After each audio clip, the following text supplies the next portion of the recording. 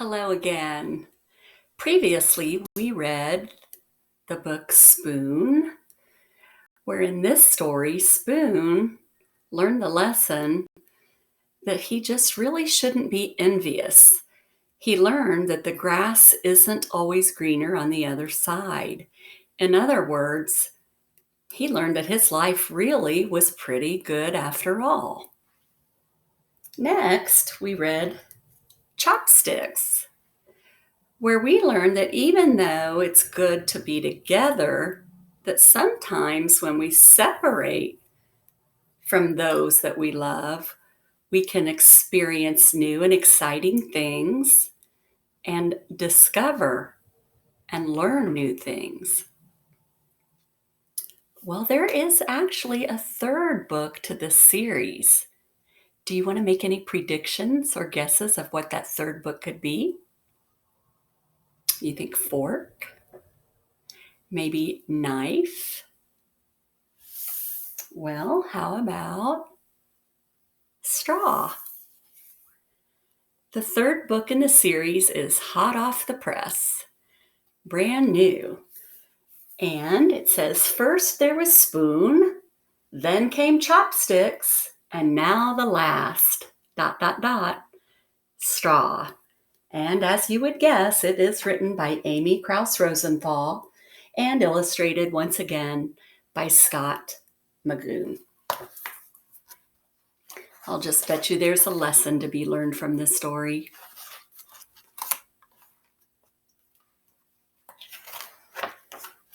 This is Straw's story. Straw has a great big family of all shapes and colors.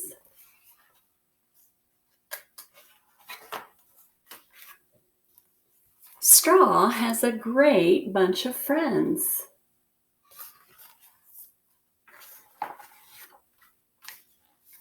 And Straw has a great thirst of being first. He says, done. Boy, we talk about that a lot, don't we? We know that being first is not always best.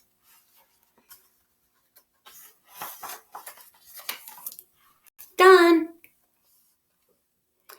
As in, Straw really likes to be first. Finished. Finito. It was just Straw's way. Yep, that fellow sure is bent on being first. True that.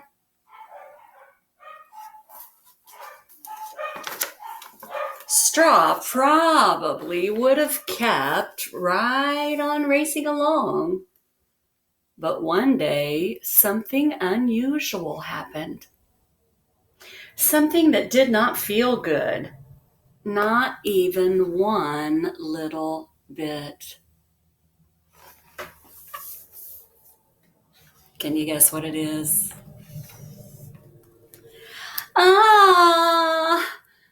Brain freeze. Every fast slurp only made it worse. Has that ever happened to you? You take a really fast big drink of something and it's like sudden headache. While his head throbbed, his heart sank.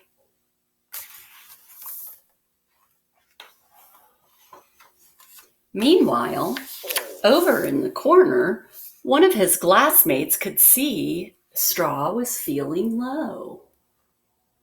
Oh boy, right there were two idioms. Now we know in the human body, a heart just stays put. It cannot really sink. And we know that feeling low is also an idiom. So what do both of those things really mean? How are you feeling when your heart sinks or you're feeling low? Sure, you're feeling sad. Hi, Straw. Do you want to play? I don't know. Come on, it'll be fun.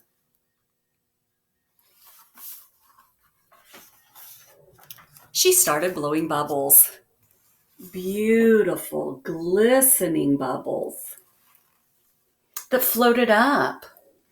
How did you do that? I'll show you. It's easy.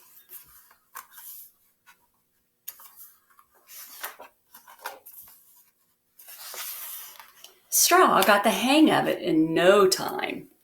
He was all bubbly and giggly. That is until done. Because remember, he does everything in a hurry, doesn't he?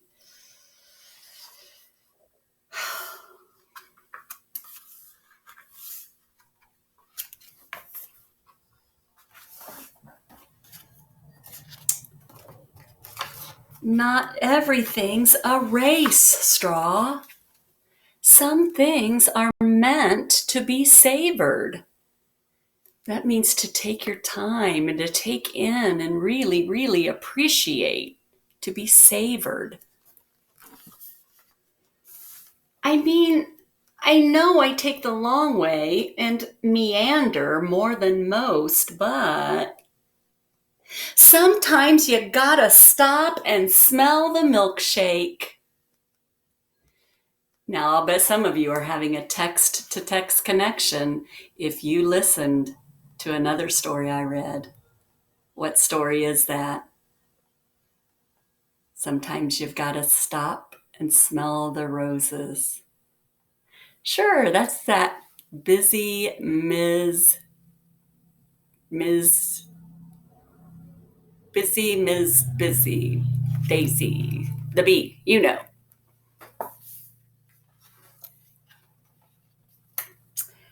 Straw hadn't thought of it that way before.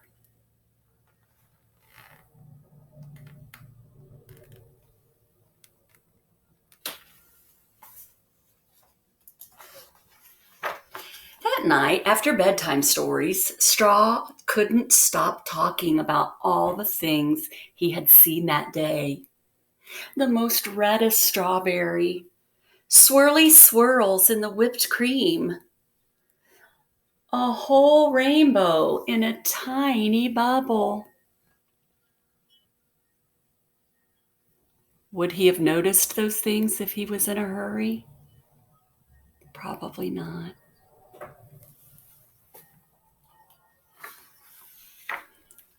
I think what you're feeling is called awe, Straw.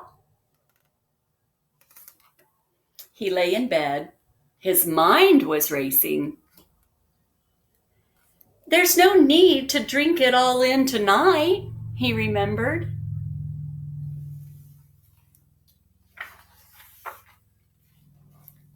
Eventually, he floated off to sleep.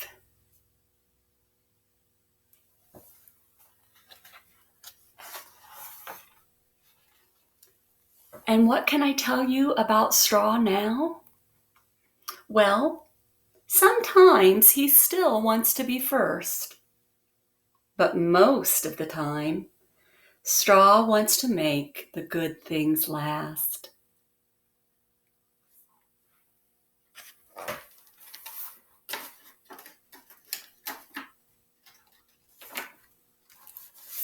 Hey, buddy, what's shaking? Just chillin'. And that's Strawsome. And that is the final in the series for now, Straw. I hope you enjoyed those books.